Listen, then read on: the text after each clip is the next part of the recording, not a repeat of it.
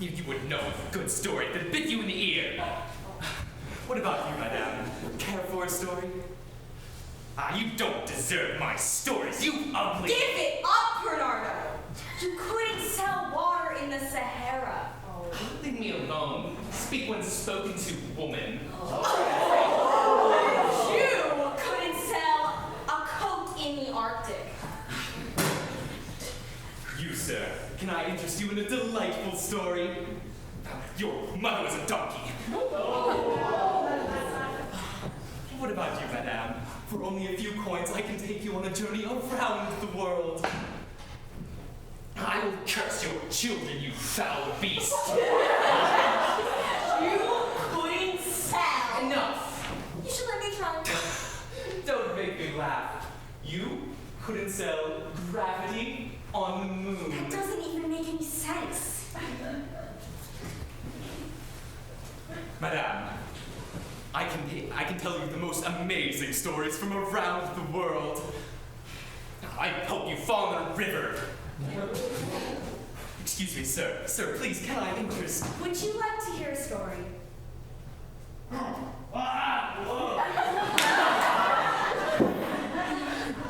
Perfect. What kind of story would you like to hear? Something sad, maybe? Something funny? Maybe a love story? How about Western? Western? What is it with this idiot? Sorry, buddy, we don't do westerns. But something a little more traditional, with magic and witches and evil spells. Sound good? Sure. I like fantasy, but I prefer Western.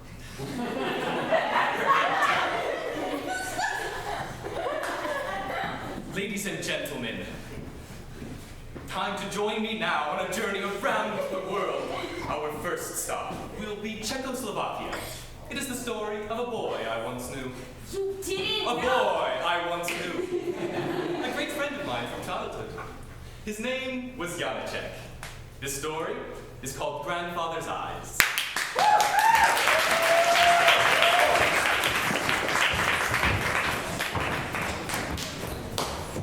Janacek was a poor boy. His father and mother died when he was very young, so he was forced to start out in the world alone to make a living. How sad. That's just how things were. For a long time, he could find nothing to do. He wandered on and on. And at last, he came to a little house that stood by itself near the edge of the woods. An old man sat on the doorstep, and Janacek could see that he was blind, for there were empty hot holes where his eyes would see. You poor things. You wish to go out to the pasture, don't you? But I cannot see and I am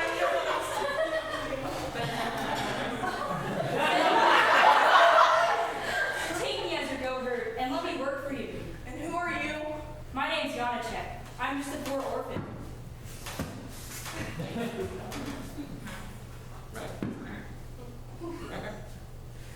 All right, it's you. Well, that was easy. What can I say? I have a big heart. Call me grandfather. Thank you, grandfather. I will. Okay, so your first task is to drive the goats to the pasture. But one thing, Janacek, don't take them to the hill over there in the woods, or the Yazinkas may get you. It's where they got me. Now, Janacek knew that the Yazinkas were young women who were beautiful witches who went out in the guise of beautiful young women and lived in a cave in the woods.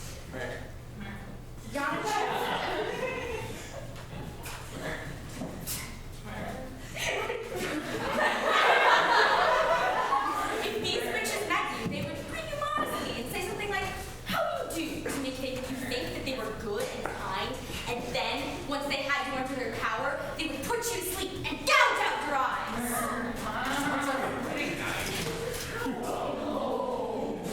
Back to the story.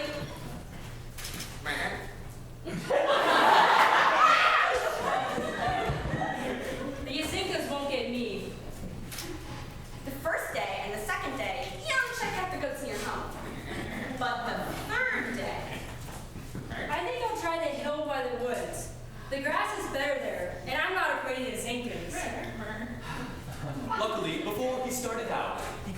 three long, slender switches from a blackberry bramble, wound them into small coils, and hid them inside his hair. Personally, what very nice. Maybe that's just me. Suddenly, there before him stood a beautiful maiden. Her skin was red as roses and white as milk. Her eyes, dark as slowberries, and her hair, black as the raven's wing, went about her shoulders in long, waving tresses. Are you all right? Do you need to take a break? I'm fine. How do you do, shepherd boy? Hi. Here's something for you that good might unguarded. But Janacek knew. That she must be a Yazinka, and that if he took it, he would fall asleep, and then she would gouge out his eyes. Tempting, but no thank you, beautiful maiden. I don't like apples. Then, a second maiden came, more beautiful if possible than the first. Hello, shepherd. Hello, shepherd boy. See this rose? I picked it from the hedge myself. How fragrant it is. Would you like to smell it? No thank you, beautiful maiden. I smell roses all the time. To be honest, I find them boring.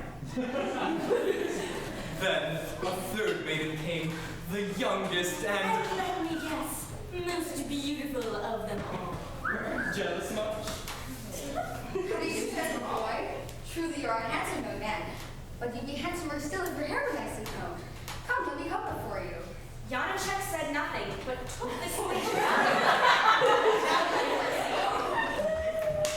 Just as she was about to comb his hair, he whipped out one of her long blackberry switches and struck her across the hands. She screamed and tried to escape, but she could not, because it is the fate of a Yazinka not to be able to move if a human being strikes her over the hands with a switch of bramble. You forgot to mention that earlier. What do you mean? Everyone knows about bramble, switches, and witches. It's common sense.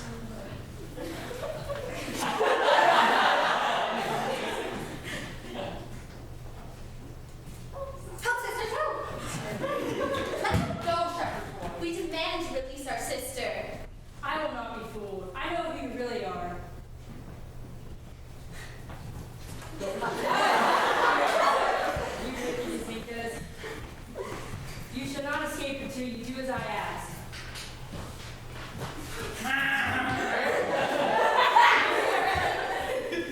What's all the commotion? Come there, father, for I found a means of restoring your eyes. So Janacek let one of the maidens go, and she led him to a cave up in the hillside, where she and her wicked sisters had collected a great bag of eyes. All kinds of eyes were there. Big eyes, little eyes, black eyes, red eyes, blue eyes, green eyes, orange eyes, purple eyes, pink eyes, teal eyes, every kind of eye you can think of in the world. That is so gross. Now, tell me where my grandfather's eyes are. Here are his eyes.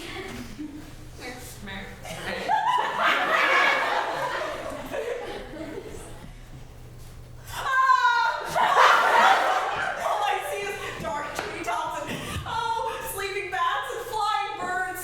These are not my eyes. Oh, these are owl's eyes. Oh, take them out. He took them out. That does it.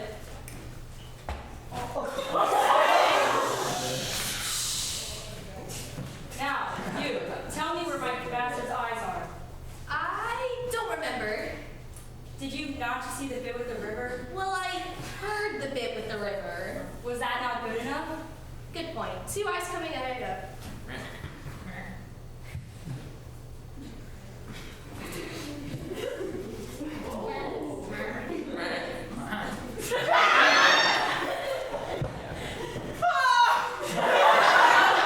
All I see is tangled underbrush with snapping tongue and heartbreak teeth. Oh, these are not my eyes.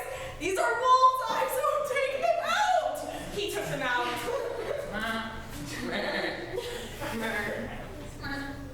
You had your chance. But I can't swim. That's the point.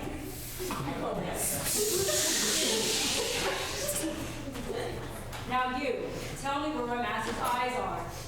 Eyes, yes.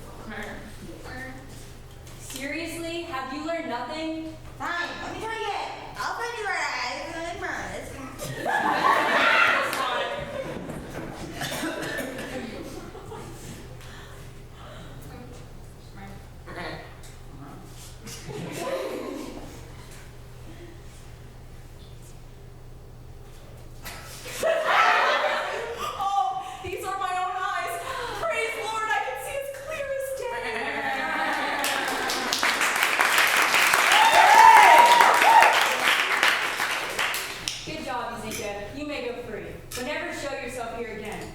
I promise. That is, unless you wanted to permanently turn yourself into a beautiful maiden. I could, but I still have to gouge your eyes out. That's a shame. Well, if you change your mind, you can always call me. Oh, Yannick, how could I ever thank you? I don't know, grandfather. How about you say to live happily ever after? That's good to me. And that's exactly what they did. The end.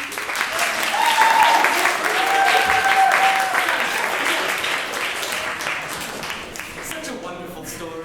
And completely true. You never knew anyone named Yannick. Quiet. Every time you lie. Why can't you just tell the story?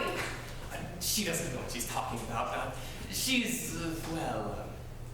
She's crazy. Bernardo, I swear to God.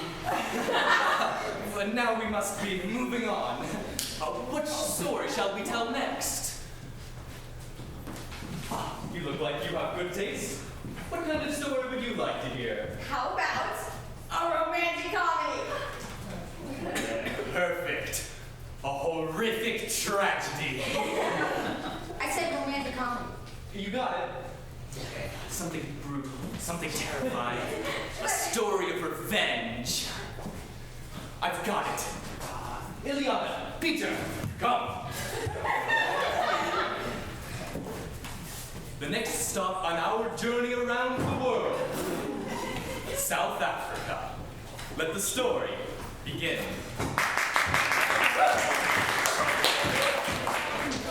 Once upon a time, a long time ago, there lived 4 sisters. One morning, the sisters set out to the river to gather water for their village. But the youngest sister traveled down the river a ways to gather her share. What's she doing all the way down there? She thinks she's better than us. Let's play a trick on her. We'll hide our beats, and we'll tell her we throw them into the river. And when she comes back, We'll tell her to throw her beats into the river. So the 3 sisters buried their beads in the sand. And they waited for the younger sister to return. throw her beats into the river. Now it is your turn. Silly girl, you're such an idiot. Have fun searching for your beats. The young girl was so distraught at losing her beads that she went to the water's edge and cried, Water, water! Show me my beats, I'm going to your depths. but the water replied,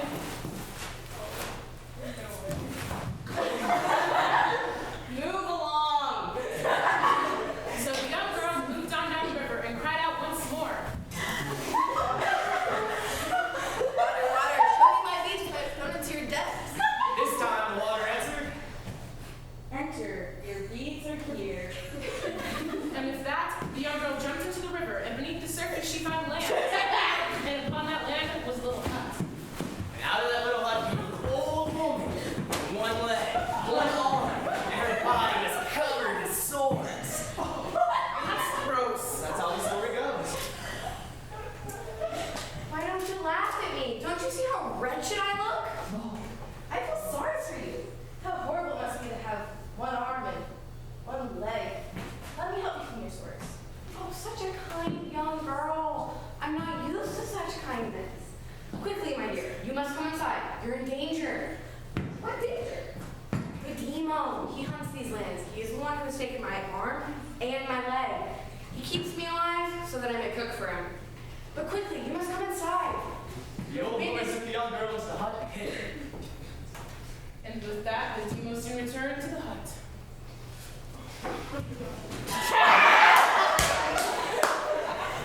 I smell a human, and it's not your foul stench. None but me in here. You can finish eating me if you'd like. Where is it? I can smell it. You're imagining the smell because you're hungry. Go to bed. You can hunt in the morning. Foul wench. The Demo thought better of eating the old woman. He soon went to bed. But in the morning, the Demo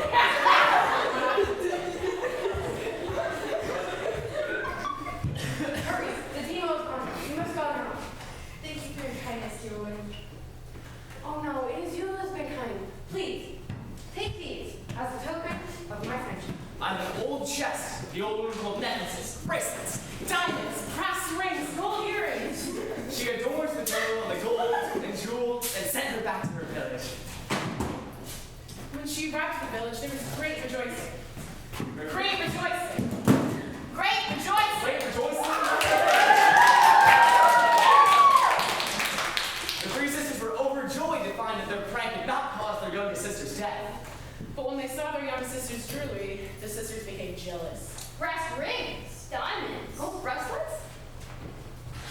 Where'd a girl like you get that?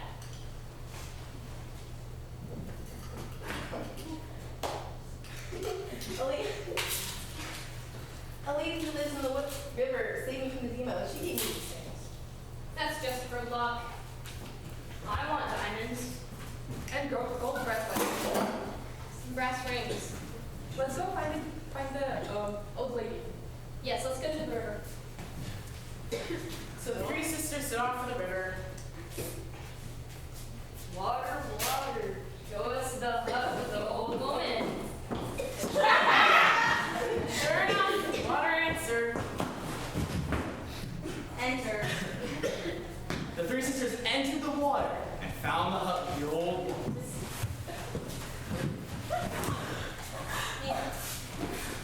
Why do you mock me? Look at yourself. You have only one leg and one arm. Your body is covered in swords. Give us our jewels. But just then, a slight wind arose. A soft rain began to fall. But the old woman did not warn the three sisters. Do we have to tell this part? Oh, yes, it's part of the story. But I don't like it.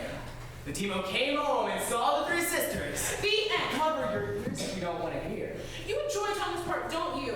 He came home and saw the three sisters. Everyone is happy. The end. Ilion, you were acting like a child.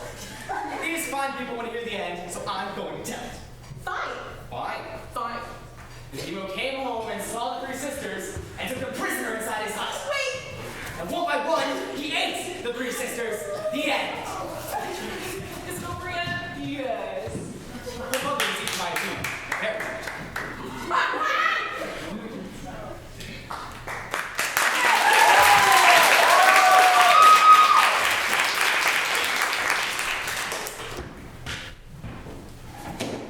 Such a wonderful story.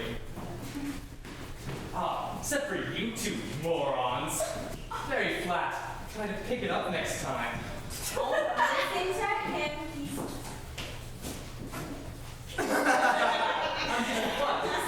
What did you say? What did you say? Oh, should we be moving on to the next story? No, what did you say? Nothing. Just the truth. Wait, I'm confused. So what are we doing next? Tell me, little girl, what kind of story would you like to hear? I want to hear a story about my teddy. Of course you do. Do you have any money? You're in luck. I have just the story for you. The story of Prince Ivan. Prince Ivan? Yes, Prince Ivan. Prince Ivan doesn't have any teddy bears. It's just cool. She doesn't notice. Ladies and gentlemen, boys and girls, we're off to Russia and the story of Prince Ivan, the witch baby, and the little sister of the sun. Presenting this story will be Ileana and Peter. Are you sure you don't want Natasha and Barash? I don't know. I guess Natasha and Brayasha will do.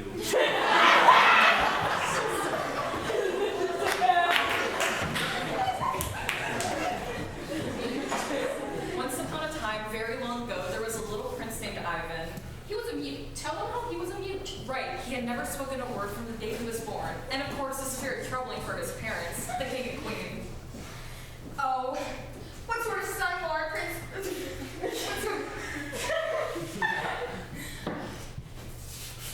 What sort of door will our little Prince Ivan be? A terrible kind. That's what kind. But what can we do? Nothing. There's not a single thing in this miserable world that we can do. We can wish. That's true. I could wish. I wish.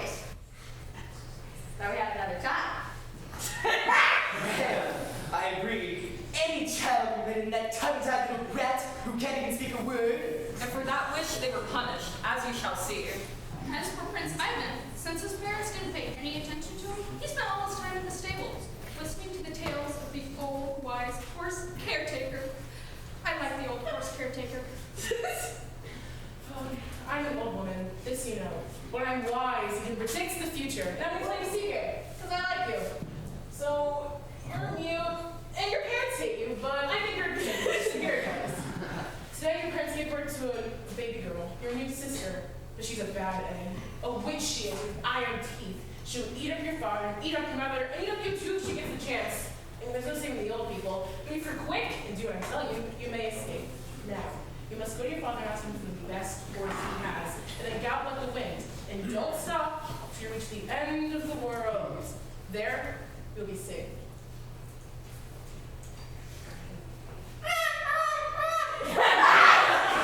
Well, she's certainly not mute. Certainly not.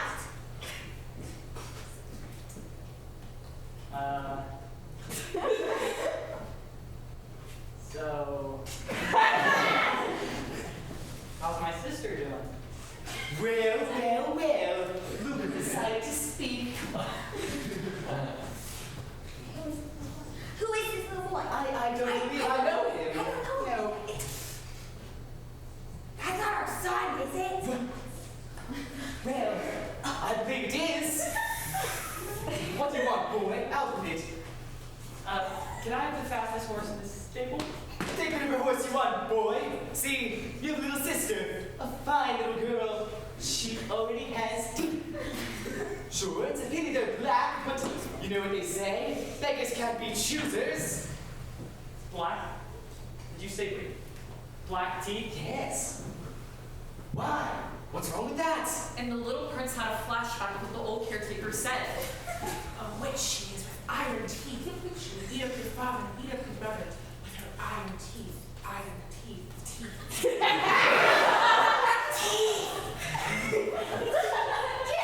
And what's wrong with black teeth? Oh, nothing. Well, it's certainly better to be born with black teeth than to be born mute, any boy. And so, Prince Ivan rode away on the finest horse there was. I like horses.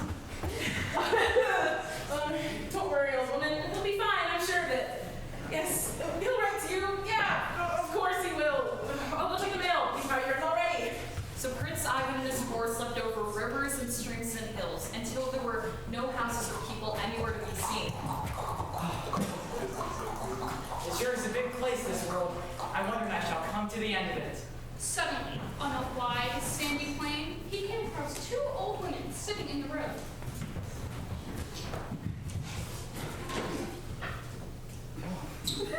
Excuse me, little woman. Is this the end of the world? Let me stay and live with you and be safe, my baby sister, who's awake with iron teeth.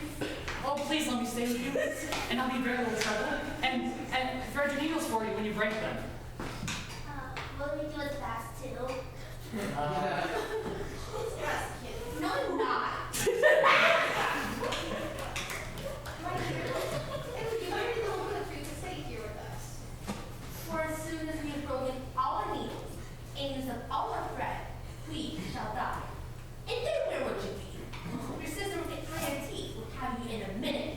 And so he rode on further over the wide field, the black horse galloping and galloping and over its southern hills. That sounds pretty. Thank you. Finally, he came to a forest of great oak trees, and from it came a dreadful noise, the crashing of trees falling, the breaking of branches, and the whistling of leaves being hurled through the air. Free! Before him was the huge giant tree birder, pulling the great oaks out of the ground and flinging them aside like leaves. Represented by those sticks.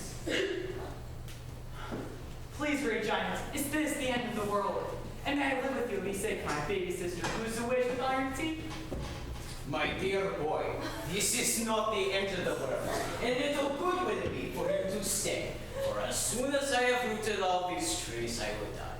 And where would you be then? Your sister would have you in a minute, and already there are not many big trees left. And so the giant set to work again, pulling up the great mountains and climbing them away. Sky full of flying trees. Next, he came among the mountains, and there was a roaring crash in the mountains, as if the earth was falling to pieces. One after another, all mountains flew up into the air and shot down, so that they crumbled to dust. Watch out!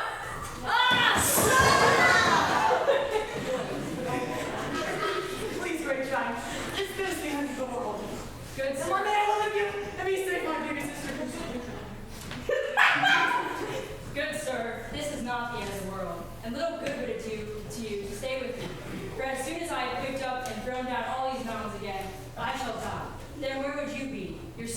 have you in a minute, and there are not many mountains left. And so the giants set to work again, picking up like pebbles. The sky was full of flying mountains. What a spectacle of flying mountains. At last he came to the end of the world, and there, hanging in the sky above him, was a castle of the little sister of the sun. Beautiful it was, made of cloud, and hanging in the sky as if it were built of red roses. Which will be represented by our imaginations. Ooh. It's trust me. Hello? Is anyone home? Stay here and play with me. Mary Pretty was the sun's sister, and she was kind to Prince Ivan. They played games and had a great time. Games are fun. And so one day, Prince Ivan climbed up to the topmost part of the castle. From there, he could see the whole world, and far, far away, beyond the mountains, beyond the wide plains, beyond the forest, he saw his father's palace where he had been born. The roof of the palace was gone, and the walls were broken and crumbling. Slowly, Prince Ivan came down. His eyes were red from crying. Was not. She's eaten them all with her iron teeth. My little sister Switch. I enjoyed that. No, Oh, I thought I told you that story. I think I would have remembered. Well, anyway. I told my parents and anything. And that's why I came all the way here. That's terrible. Are you sure I didn't tell you that story? I tell everyone. Strange. Anyway, maybe it's not too late to save them. I should ride back on my horse and double check. Don't leave. I'm lonely here by myself. I'll come back. I promise. Okay. Well, at least take with you these two apples of you, this magic home, and this magic bread. Those apples, they will make the young and the young ones at the same time. Thank you. I'm sure they each were useful in 3 separate situations, not involving incredible coincidences. So, Prince Ivan was off. First, he came from the mountain. There was only one mountain left, and he was just picking it up. Sadly, he was picking it up, for he knew that when he had thrown it away, his work would be done, and he would have to die. No! Wait! What is it? I'm kind of busy. Just let me try something.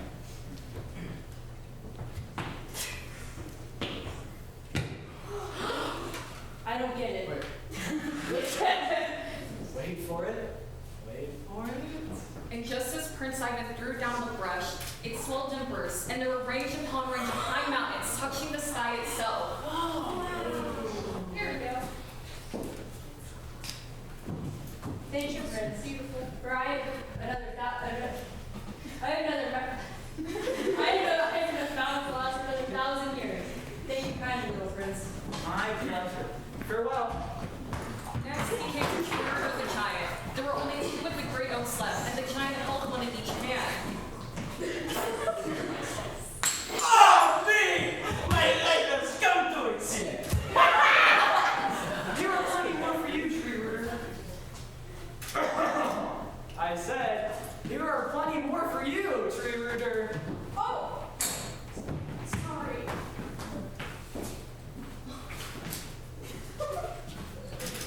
Why, dear, there are enough trees to last me for another 1,000 years. Thank you kindly, little man.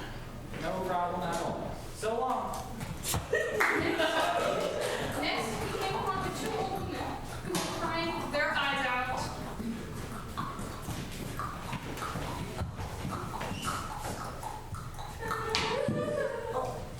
There's only one thing alive, and one bit of bread in a box, and then we shall die.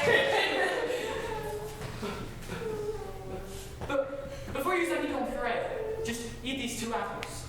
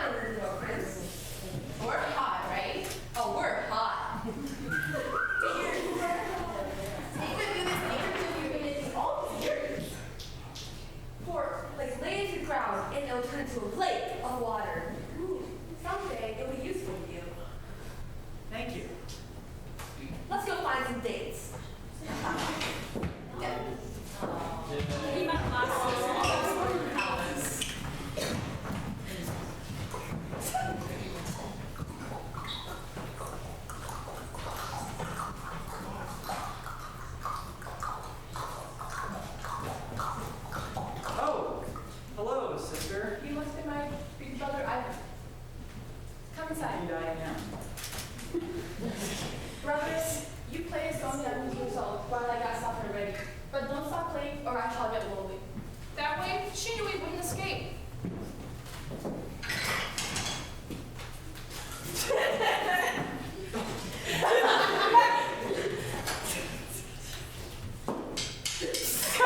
Hey, no mutants! What caretaker? Is that you? Your sister turned me into a mouse. Run while you can. Your mother and father leave long ago. Oh no. Don't be upset. They deserve death. Well, just be quick, or you'll be eaten too. Your pretty little sister's putting an edge on your teeth. What about the song? Do as I say. And this time, when you reach the end of the world, Yes? stay there. What about you? I'll handle that. Just go.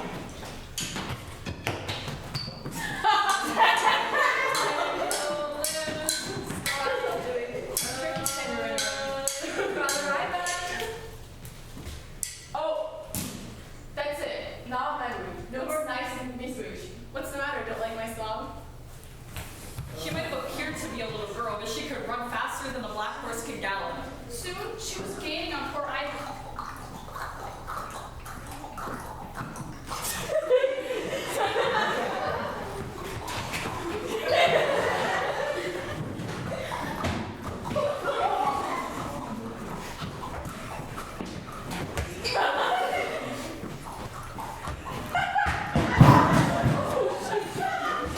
Oh, I know just what to do! And as he threw down the handkerchief, it turned into a deep, broad lace. Enjoy your swim, sister.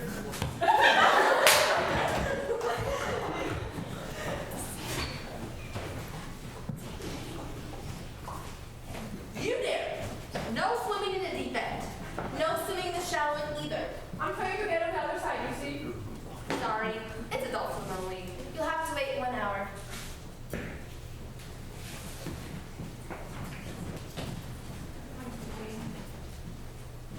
It took her a long time to get across, and all that time Prince Ivan galloped on, never stopping for a moment. And the butch would have caught him too. If he didn't have some help along the way. Take that! It's fine. Thanks, Tree Rooter.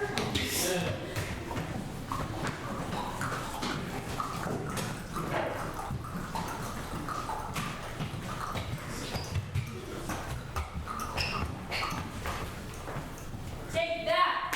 Oh, face mountain tosser. Down, go down. But somehow, some way, she still made it through. Finally, he saw the castle of the little sister sun hanging over the end of the world and gleaming in the sky. This way, little prince. Here, come on my hair. She let down her radiant golden hair, which was so long it reached all the way to the ground. Do you have a ladder? Nope, just his hair. Is this how the story goes? Because I think you might be thinking of a different story. No, this is it. He Give me climbs up some. the hair. Give me up. I will not. How does your hair grow so fast? It's just a wig. It was really helpful. Thank you. Let me climb up your hair. I think she's going to cry. And the little witch was so upset, as witches hate to be teased, that she began to cry, turned off and went, gnashing her iron teeth until they broke. And ever since then, Prince Ivan and little sister the sun played together in the castle cloud that hangs over the end of the world. They borrowed the stars to play ball and put them back at night whenever they remembered. When there are no stars, It means Prince Ivan and the little sister the sun have gotten tired over their days and have forgotten to put their toys away. that's nice. I like that. I thought you would.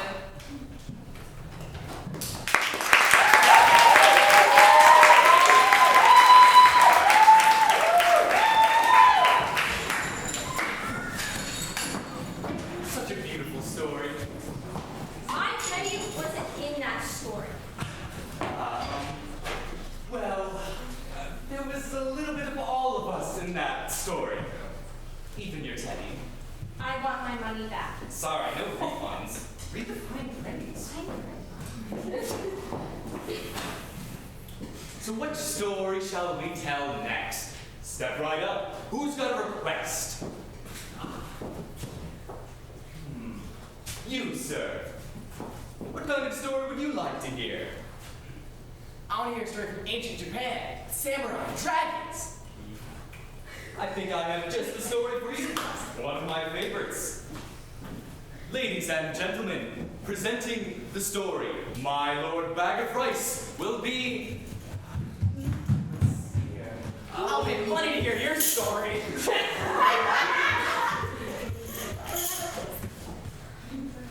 Maria and Tom. Yes! I love this song. So do I. The adventure, the suspense. Dragon Kings, arrows flying everywhere, monsters and stuff like that. I wish I were in Japan right now. Me too. So good. So one of you idiots going to tell the story? Right. Oh, yeah, I forgot about that. Long ago, in ancient Japan, there lived a brave warrior known as TWHS, or My Lord Bag. His true name was Fujiwara Hidesato. And this is the story of how he came to change his name. Fujiwara Hidesato was always in search of an adventure. One day, he traveled to the beautiful Lake Biwa with his bow and arrows. When at the time, a bridge crossed that lake, and upon that bridge lay a sleeping dragon. Without hesitation, Hidesato walked onto the bridge and began walking across the great monster's back. Hidesato only took a few steps when he heard a voice calling from behind him, saying, "Oh, brave sir, won't you please help poor old man? It depends on what helping you need. I want you to kill my mortal enemy." Certainly, it would be my pleasure. Wait, what did you say? I said, I want you to kill my mortal enemy. That's quite a favor you ask, old man. For many years now, I have lived in this lake, and I have quite a large family. For some time, we have lived in terror. But a large centipede has discovered our home, and night after night, he comes and carries off one of my family. I am powerless to save them.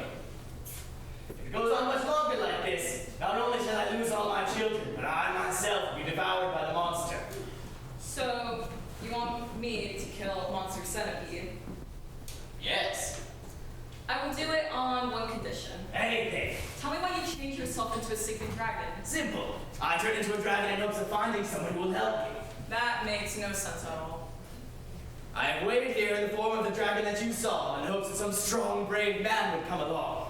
But all who came this way, as soon as they saw me, were terrified and ran away as fast as they could. You are the first man I have found able to look upon me without fear. So I knew at once that you were a man of great courage. Okay, that makes sense. So, where's the centipede? He will come at night to claim his prey. I will take you to my home. So the Dragon King parted the waters of the palace and led him into the palace. Soon, night fell, and all was silent. Suddenly, the palace began to shake as a great giant. Is this an earthquake? Question though.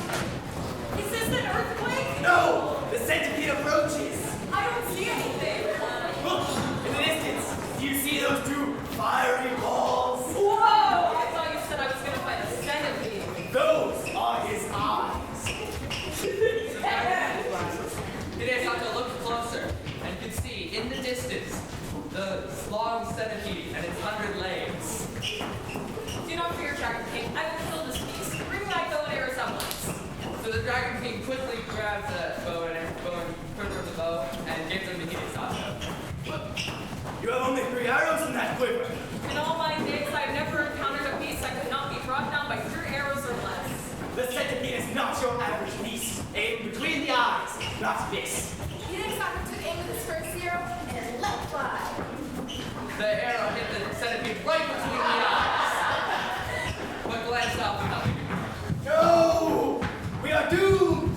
You only made him angrier! To devour us all! Do not fear, Dragon King. I still have 2 arrows left. Again, Hidesato took aim and let his arrow fly. And again. The arrow hit the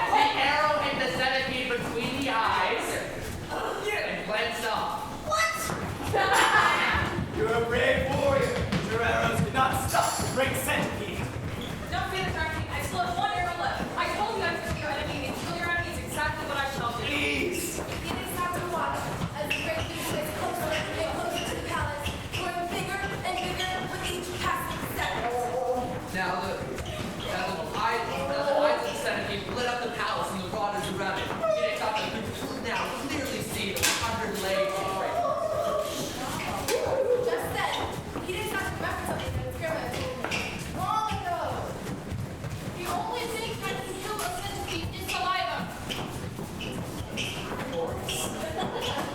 So, before she placed the third arrow on his bow, he put the arrow in his mouth.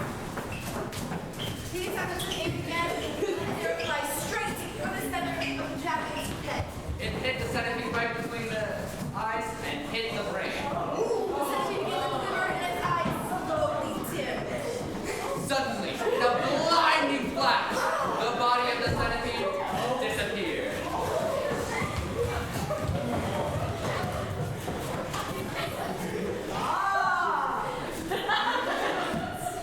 Am I dead? You are saved. The centipede is dead. Yada yada does it.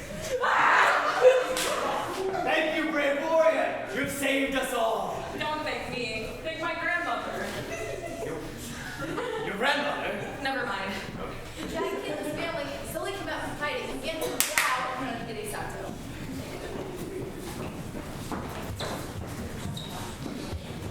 You simply must allow me to show my gratitude. I did not kill your enemies in hope of becoming rich. Then I won't give you riches. Only a few humble gifts. Well, Oh. I guess that's okay. Take this gift as a symbol of my undying gratitude. Thank you. So Hidesato took these gifts and returned home. When he returned home, Hidesato decided to make himself a big meal with his gifts. When Hidesato poured the bag of rice into the pot, he realized that the bag had remained full. No matter how much he poured, the bag never lost its bulk. And he found that cooking was magic as well. No matter what he put in it, it was cooked to perfection without needing fire to heat it. Same with the roll of silk. The more he unraveled, the more it stayed the same. Never needing to buy firing, silk, or rice again, Hidesato became a wealthy man. The fame of his name spread throughout all the land. TWHS, my lord bag of rice. The end.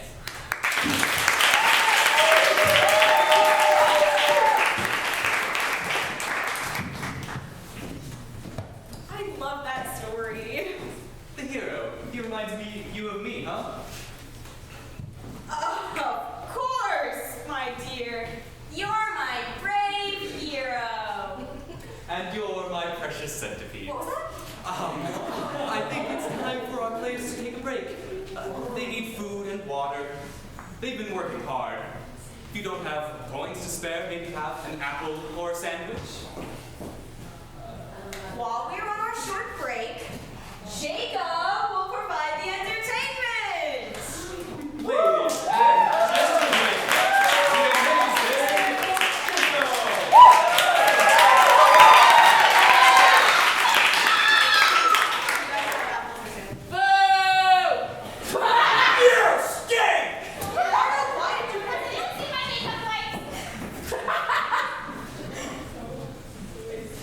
Hello, I'm the amazing Jacob. Heard some jokes for all you guys?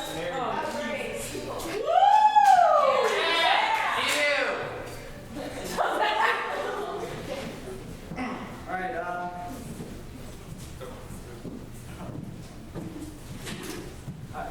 What did the fish? My bad. No. What did the fish say when he swam into a wall? Nobody cares. Okay, just. Damn!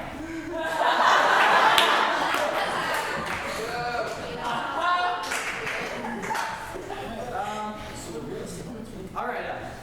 Ham sandwich. He walks into a bar. Bartender says, "Whoa, whoa, whoa! Sorry, sir. We don't serve food here." Stop laughing. How dare you? All right. Next one. What's the Somebody get the hook.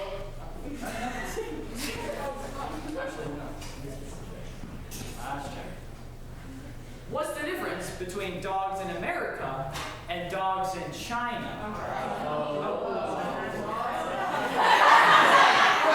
You're worse than Bernardo. All right. All right. Okay.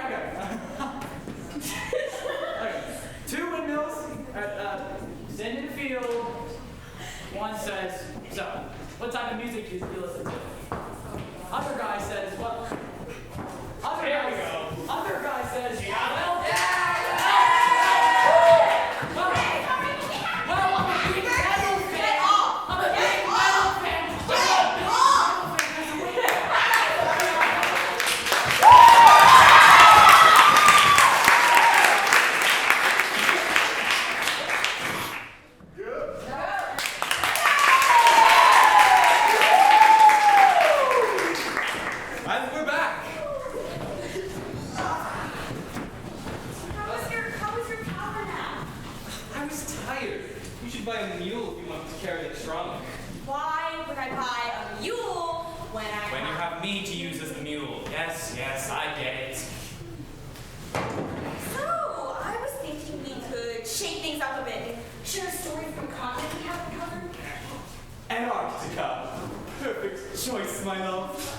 It all started with a dancing I was penguin. thinking somewhere a little warmer, like South America. But the dancing penguin is so cute. No dancing penguins, Bernardo. Fine. If you think these people don't want to hear about dancing penguins and a chorus line of baby seals, just ask them yourself. You'll see. We don't care about dancing penguins. We want passion. We want romance. She doesn't know what she's talking about. Don't listen to her. Bernardo back at it again. Fine. If the people want passion and romance, then I can think of no better place to find it than in Brazil. Shall you and I tell this story? Certainly not. Knowing you, try to add some juggling polar bears. No, I think we'll let Natasha tell this one. Fine. Natasha, Brayasha, come forward. I like romance. Making cut Brayasha for this one, huh? Good point. Brayasha, you're out. Peter, you're in. What? No. What? No. No, I don't do the romance. No, Okay, you no, I'm fine. Peter, you wuss. At least let me have my story time back. Hold on.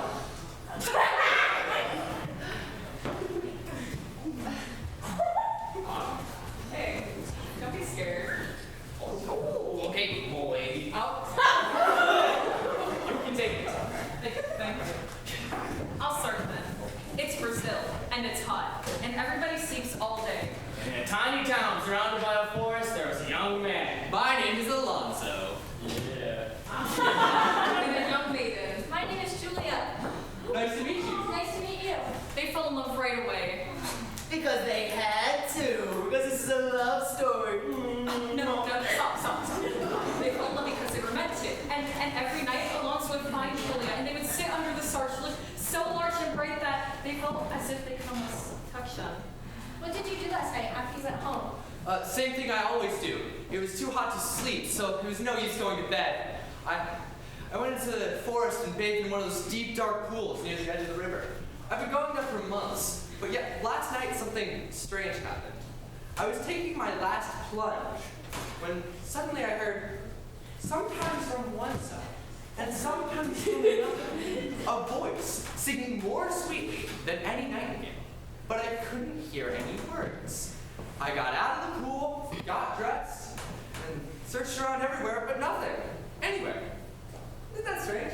Alonso, will you promise me something? What is it? I want you to promise me never to bathe in those pools again. But why not, Queen of my soul? Have I not been there always and nothing is harming flower? Yes, if you do not promise me, I shall go down this right. Promise me. What's wrong? You look so pale. Please tell me what frightening you so. Did you not hear the song? So what? After that, What? after that death! That's why you promised me you will not go there, at least not until after we're married. Wait, what difference would our marriage make? Well, there'll be no reason then. You can go out and bathe the dolphins you want. Take your second home. I do not. Okay. But, like, why are you so frightened? Why are you so frightened? Why are... Julian knew something that Peter didn't. Clearly. She knew the voice that Alonso had heard was The voice of the Yarrow! But Julia also knew that the Yarrow was one of many terrible beings who lived in the forest and hid under the banks of rivers, only to be defeated by powerful charms. She also knew that the dreaded Yar preyed on young men at the eve of their marriage. Julia was a smart woman. Do not cry so, my angel. I will promise anything. Just let me see you smile again. Thank you for promising, but I know how strong your heart is. Take this. When you hear the voice of the Jarl, put this to your ear and you'll hear my voice instead. Okay. Alonso remained determined not to go to the pool for 3 long nights, but the Yara's song continued to ring in his ear and grew louder with each day. By the 4th night, the power of the song grew so strong that neither the thought of Julia nor the promises he had made to her could hold him back.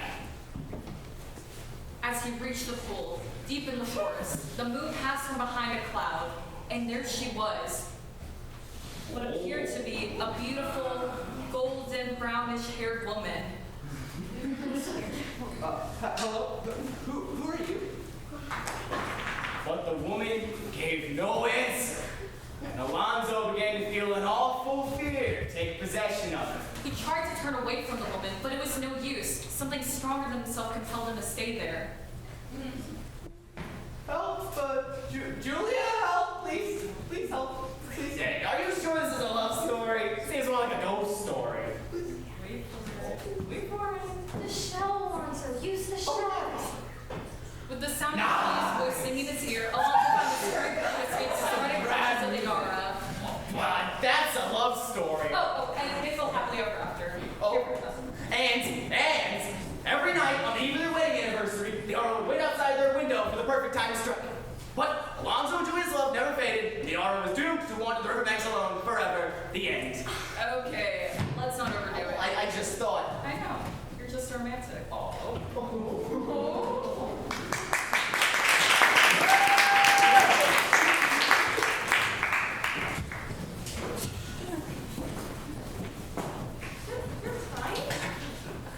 I was just thinking about how much better the story would have been if there were dancing penguins in it.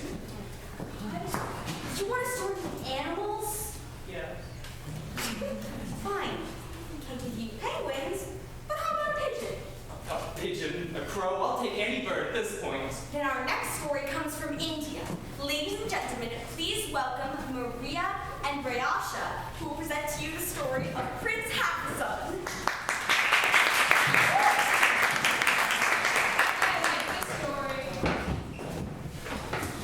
One day, once upon a time, there was a king who had no children. Hey, that's my line. As soon as no news. One day, he was sitting in the garden when the old fakir came strolling by. He saw how sad he looked, so he asked, What troubles you, my king? Alas, I have 4 wives, but no children. It's a terrible fate for a king. Is that all? That is easily remedied. Here, take this stick of mine and throw it twice at bat to make a tree. At the first throw, 2 mangoes will fall. At the second, 2. So many sons you shall have to give each of your 4 queens a mango piece. go on. I don't want to. Don't be a baby. I'm not a baby. You're a baby. Just tell the story. I forgot where we were. The king was so delighted that he took the stick and went off to the mango tree. Right. The king was so delighted. He took the stick and went off to the mango trees. Upon his first throw, 2 mangoes fell. Just the king was up. Upon the second throw, 2 more mangoes. But the king was not satisfied, so he was a 3rd time, hoping for more children.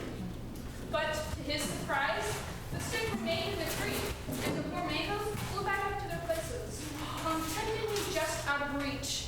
The king ran back to the fakir to tell him what he had done. That comes to being greedy. Surely 4 sons is enough for anybody, and yet you were not content. However, I will give you one more chance. Go back to the tree, grow it as I bade you. But beware of disobedience, for if you do not heed me this time, you may lie in this garden with no children till doomsday for all I care. The king went back to the mango tree and found the stick. He threw it once more at the tree, and 4 mangoes fell to the ground. He quickly gathered them and ran back to his 4 wives.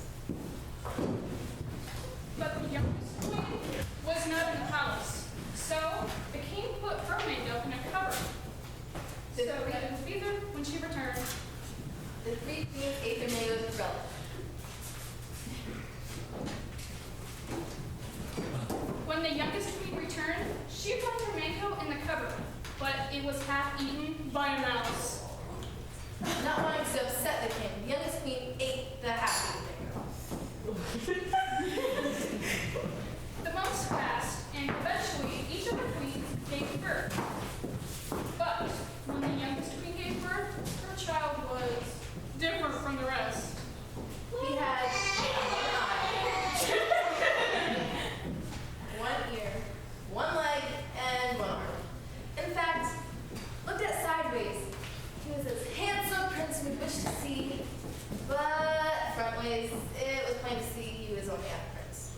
That was a pretty boring story. It's not the end of the story.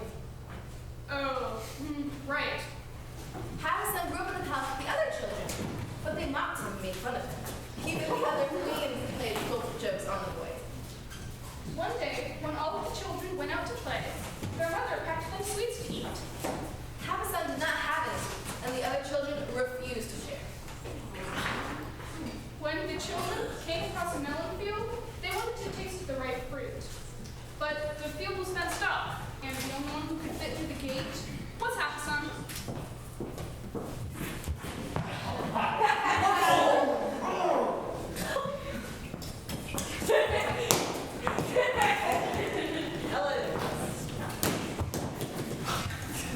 Oh, these sure are the best melons I've ever tasted.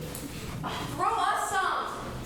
Open the gate from the inside so that we can come in. Share with us your melons, Havasun. But Havasun did not forget that his siblings would not share their sweet with him, so he threw them rotten and sour melons. This melon has worms. Strange. Mine are perfectly ripe. The melon is sour. That's odd. Mine are perfectly sweet. We're gonna get you, Havasun. Full from melons, Havasun left the field and went to a well to fetch a drink. His brothers and sisters were so mad at him for not sharing the melons. So when he went to the well, they pushed him in. Oh my! Oh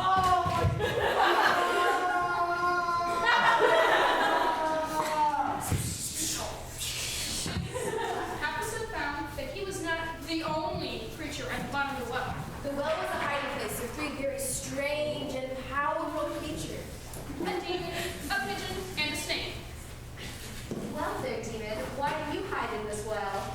I am a wanted man. I put a spell on a young princess that makes her sick. Why would you do such a thing? Her father once sold me a lame camel. And? And nothing. Well, that seems a bit unfair. Well, I am a demon, aren't I? Well, I guess that's where we get the expression, never sell a lame camel to a demon. You got that right. Snake, why are you down here? This is where I had my treasures. What treasure? Where did I get such treasures, you may be wondering? Well, I was once a great king with land as far as the eye can see. What happened? I sold a lame camel to a demon. Don't look at me. I just make people sick. For 70 years, I must remain a snake until I can finally be made back into a human. How much longer do you have? 12 years, 6 months, 14 days, and 9 minutes. And you, pigeon, why are you down in this well? Well, to store my droppings, of course. Your what? My droppings. That smells smell. Well, I'll have you know that my droppings have the power to heal anyone who eats them. Can I just interrupt for a minute? Did that pigeon just say what I think she said? She said, anyone who eats her droppings will be healed. Wait, what are droppings again? Never mind, continue. So, why do you keep your droppings here? Well, the demon bear keeps them fresh. Okay, I may be a demon, but that is disgusting. The night fell, and the pigeon, snake, and the demon went off to hunt and play. None of them noticed or saw Havasun, who was clinging to the side of the well. Soon enough, a camel driver came along and dropped a bucket on a rope down to fetch some water. Havasun grabbed the bucket and was pulled up out of the well. Havasun went off to the neighboring city where he had heard that there was an ill princess, and whoever could cure her would get her hand in marriage and inherit half the kingdom. He went to the king and said, I can cure your daughter. How can you cure my daughter? You're not even a full person. I may only be half, but I have the power of healing. Tried everything else. You may go to my daughter, but if you fail, I will cut off your head. with that, Havasun went to the princess and fed her the pigeon droppings, which he had taken from the well. That is disgusting, but nevertheless, the princess was healed, and wedding plans were immediately made. Yummy! News of this spread to the neighboring lands, and it wasn't long before Havasun's siblings heard about it. King, oh king, you cannot let your daughter marry this Havasun. Your kingdom will become a laughing stock. Their children will be deformed. Your enemies will think you're weak. Your kingdom will come into ruins. And besides, that half a son is the child of peasants, not worthy of your daughter. The king took Half-a-Son's siblings' advice, and he banished Half-a-Son from his kingdom. But Half-a-Son pleaded to the king to allow him one day to prove his worth. All he asked for was a mule and a cart. The king thought some more, and he decided to give Half-a-Son the mule and the cart, and a day to prove his worth. Half-a-Son led the mule to the well, where he loaded up the snake's treasures into the cart. When he returned to the city, he presented to the king the gold and the jewels, and he told him the tale of how he had become Half-a-Son, and how cruel his siblings were. The king announced that the wedding would be that night. The three siblings left the city filled with rage and jealousy. Their enemy led them to the well, where they decided to throw themselves in hopes of finding treasure. No, they didn't find any treasure in there. Soon it was night, and the demon, the pigeon, and the snake returned to the well. My droppings are gone! Forget your droppings! Someone has stolen my treasures! I smell the stench of humans. The pigeon, the demon, and the snake found the three siblings. And the demon put a curse on the three siblings, turning them all into lame camels. I thought you said you could only make people sick. I'm a demon. I lied. And the three siblings lived the rest of the days as lame camels. The end.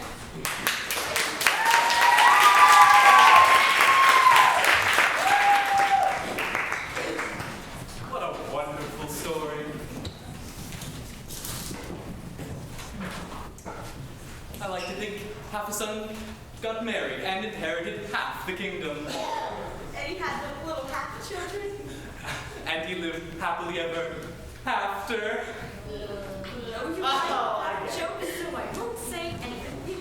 You are very kind. So what story shall we tell next? Your stories are boring. Excuse me. I said your stories are boring. There's no car chases, no explosions, no robots. Robots? Yeah, robots and aliens fighting on Mars. You should have some special effects too, maybe. You want special effects Yeah, and explosions? absolutely. I got a better idea. I doubt it. I think you'll like it. It's the story of a boy very similar to yourself. No manners at all. Hey! Our next story takes us back to the Americas, to the land of the Arapaho people. Oh, the little owl boy. You got it. Oh, that sounds weird.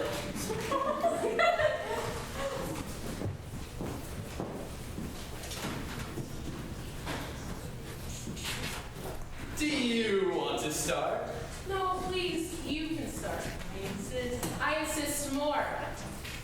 Will one of you just start the story? Long ago, out on...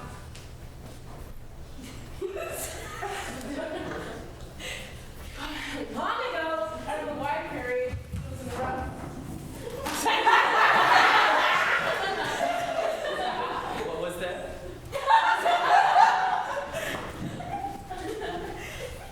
Long ago, out of the wide prairie, there was an Arapaho camp. At the edge of the camp, there was a teepee, in which lived a man with his wife and his only boy. Now the boy was quite misbehaved and used to shout at his mother, refused to carry firewood and water from the spring. His mother scolded and pleaded, but all to no purpose, for the boy was worse than before. One night, when everyone in the camp was asleep, the bad boy began to shout, La la la la la la! Why are you shouting? No reason. If you don't stop, I will throw you out the big owl over her back. Once all night for naughty boys like you. Hold on. Did she just say big owl owner bag? My mother used to threaten me with that story. Big Owl Older Bag is the worst! I know, right? Alas, these threats did not work on the boy.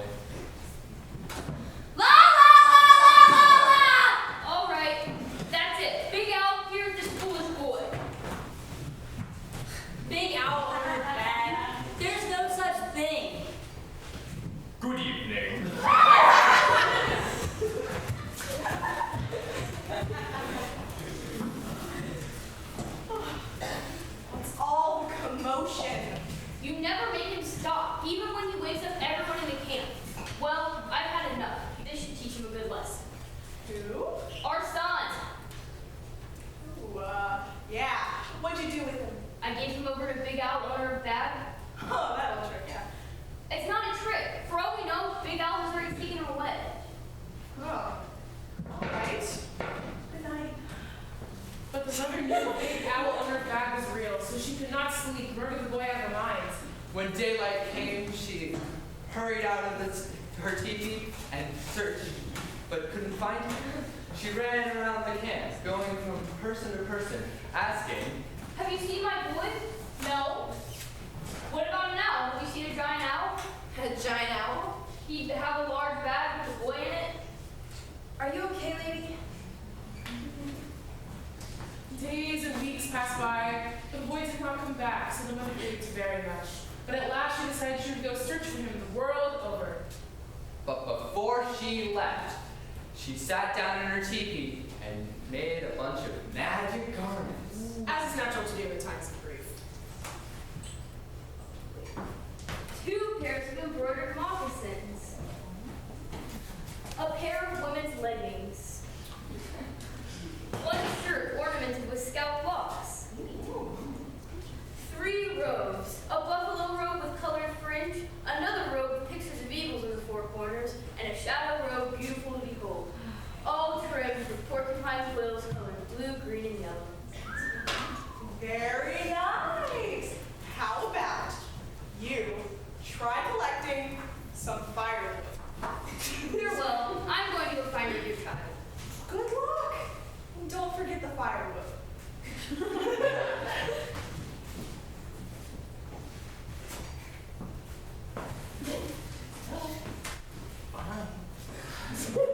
She started off at a steady pace, going over prairie and through ravine.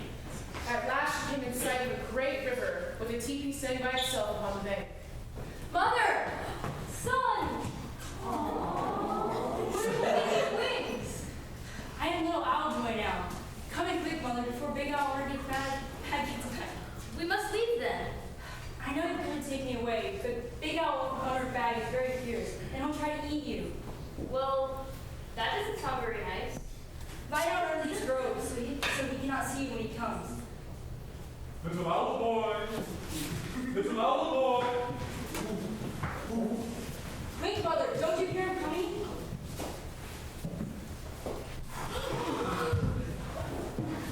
My boy, I think your mother must be here, for I smell her footprints.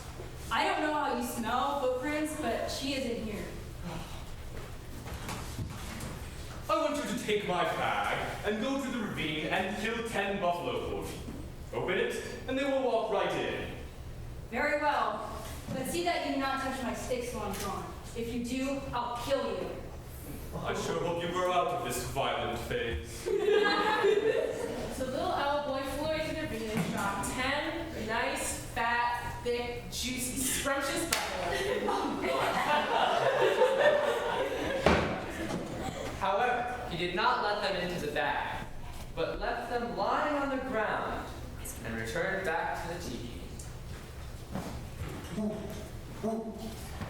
My boy, where are the buffalo? I left them in the ravine. Why? I gave you the magic bag and everything. They were too heavy for me. I think your mother must surely be here, for I smell her robes. Can't you just get the buffalo meat already? I'm getting hungry. Okay. But when I get back, I know a little owl boy who's going to get a serious attitude adjustment. Gee, I wonder who it could be.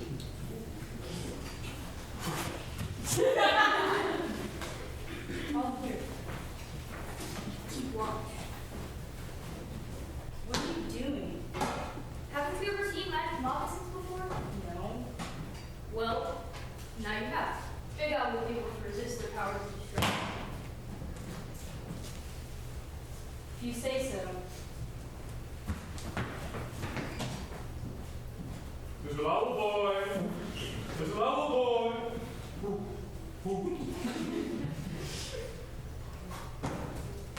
Little owl boy! I have the buffalo. I thought you were hungry.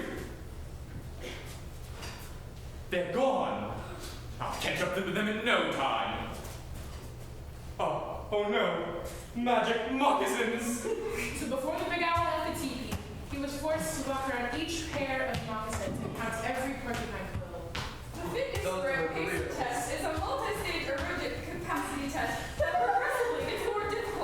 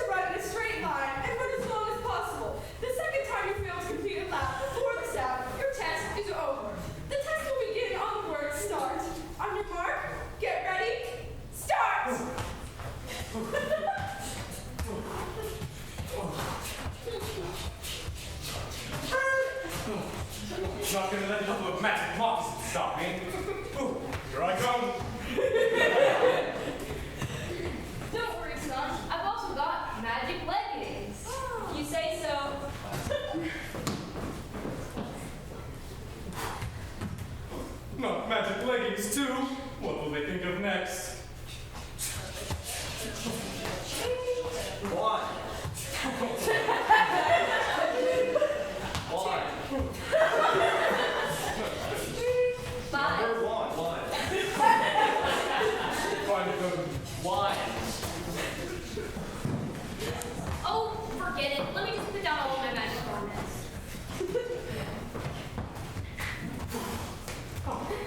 Oh. Shirts with scalp locks. 80 cents.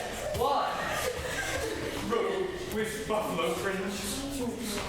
One. Robe with pictures of eagles in the four corners. Very nice. This should finish him. 27. Oh, shadow robe. So beautiful to see. He was so dizzy and wild that he fell down and burst into so many pieces that could be never gathered together again. Or, let's just say that this nice young man went home and never bothered anyone again. Isn't that nicer? Much better. See? He agrees. So, no firewood? I'm just kidding. I love you.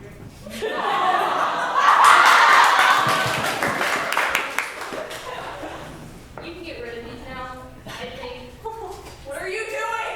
We can use those for kindling. And from that on, the boy was always glad to bring in the firewood and carry water from the spring for his mother. And he never, in the middle of the night, yelled, "La la la la la la!" The end.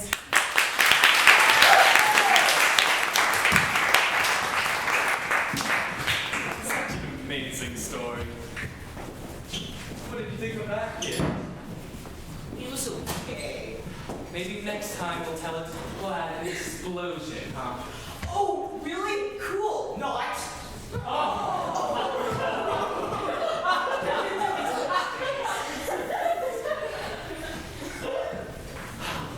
Well, it's almost time for us to be moving on. I said we're going to be leaving soon.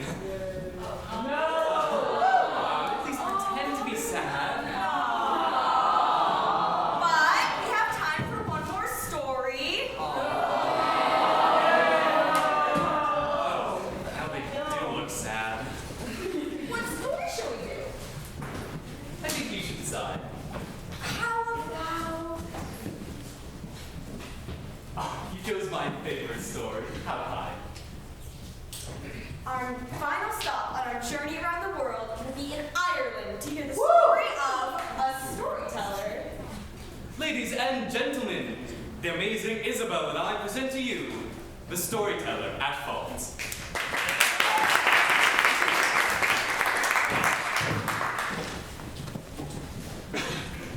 In the land of Leinster, there once was a queen who loved to hear stories. So much so that she hired a storyteller to tell her a new story every night before bed.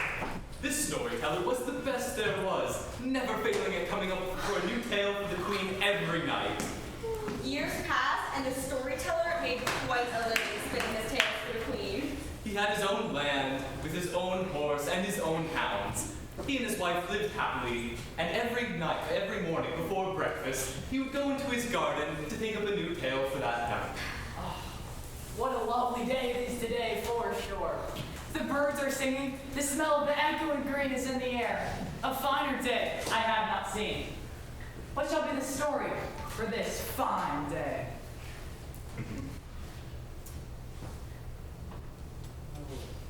Oh, blast this stinking day. I've got no story, not a single tale to spin on this wretched day. What's doing here such a fine day, my husband? I've got no story for the king tonight. Well, eat up your breakfast and something will come. How are you to think with your stomach grumbling like that? Don't you see? I've never come to breakfast without a story. I'm doomed, I tell ye. Well, not as doomed as that will be. Oh, now who'd be that? Oh, then, this doesn't matter who I am. I'm a poor, old, lame, decrepit, miserable creature. Just sitting down here to rest a while. Would we have some breakfast? Oh, none for me, if you please. What I really need is someone to wager with. What is a poor woman like you to wager with? Why, I have 100 gold coins here in this pouch. Wait, maybe why don't you? And perhaps you have something to talk to the queen? Maybe. On his wife's insistence, the two played a game. But before long, the beggar won, and the storyteller lost every penny of his money. A fine day indeed. Now I'm storyless and penniless. Will you play again? What else have I to stake? Haven't you horses or hounds? Well, what of them? I'll stake all the money I have against thine. So the two played again. And the storyteller lost again. Will you play again? Oh, are you making sport of me? I have nothing else to wager. I'll stake all the money I have against your wife. Wait, play the card. It's the third time, and you're sure he's fine. Who knows what left you might have. So the two played again. We don't even have to say it, do we? The storyteller lost, and no sooner had he lost than to his sorrow and despair, his wife went and sat next to the ugly old beggar. So, it's as easy as that, is it? Well, she prepared to wear. Have anything else to wager? I have not. I'll stake the whole now then, lots and all, against your own self. I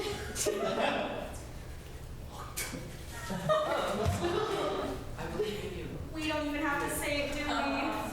He lost. I fail. Well, you've won my whole self. Now what do you want with me?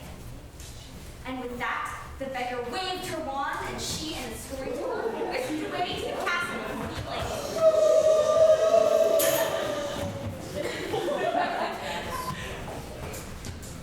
The beggar waited by the castle gate, but the storyteller was made invisible, able to see all, but not be seen himself.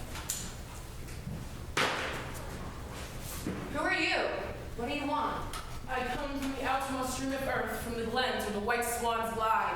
A knight in Islay, a knight in man, a knight on the cold hillside. Come again. Just an old traveler, come to entertain. Can you tell stories? My storyteller, he's gone missing, and I need my nightly story. I can't tell a story, but I play the sweetest music your ears have ever heard. I've got musicians, the finest in the land. A story is what I need.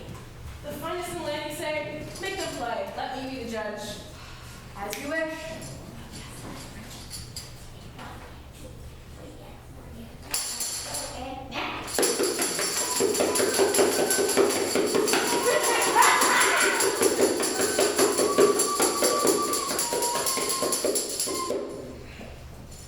Did you ever, O Queen, hear a cat purring over a bowl of broth, or the buzzing of beetles in the twilight, or a shrill-tongued old woman scolding your head off? I certainly have. Well, more melodious to me were the worst of those sounds, and the sweetest harpings of thy musicians. This made the musicians very mad, and they picked up their instruments and charged at the beggar. But the beggar waved their wand, and the musicians began to attack each other.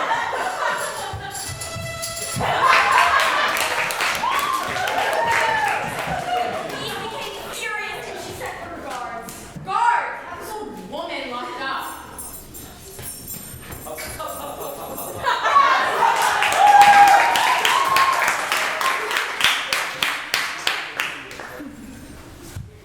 But when the guards came back, they found the beggar sitting on the queen's throne. Didn't we just lock you up? You surely did not. Then who did we lock up? I believe it was the Queen's brother. The queen's brother? And I've hidden the keys to his chains. We better use extra chains on this one.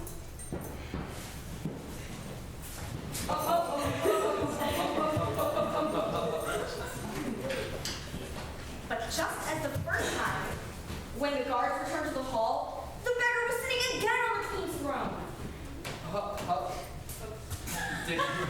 Didn't we just lock? I'm sure we locked you up that time. And with twice the chains. And here I am again, once again, on the throne. Who did you lock up this time? I believe it was the king. The king? And putting the keys in his chains. The queen will have her heads for this one. Do you wish to lock me up once more? Leave us be. You put us in enough trouble for one evening. Now you're reasonable. And since you get her trying to lock up a stranger because she has faults with your music, I don't mind telling you that if you go back to the dungeon, you'll find your friends unchained to the attendants can be. And with that, the beggar woman vanished. Taking with her the storyteller.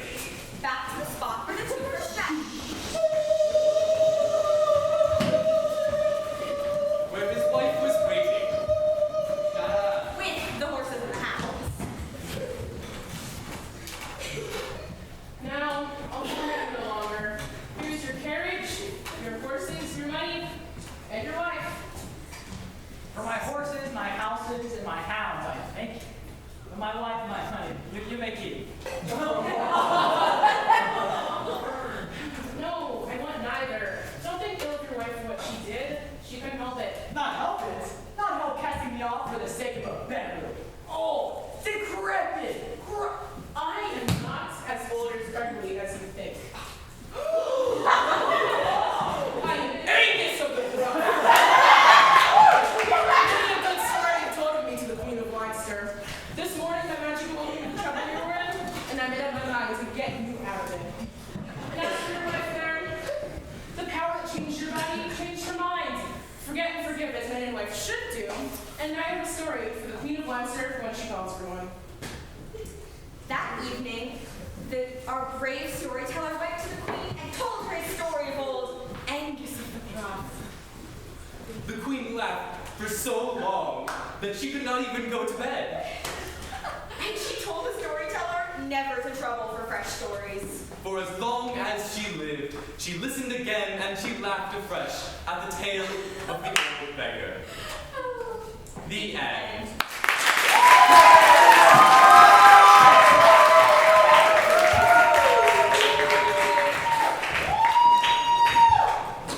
You like that story? Me too. You do? Of course I do. So we agree. I guess we do.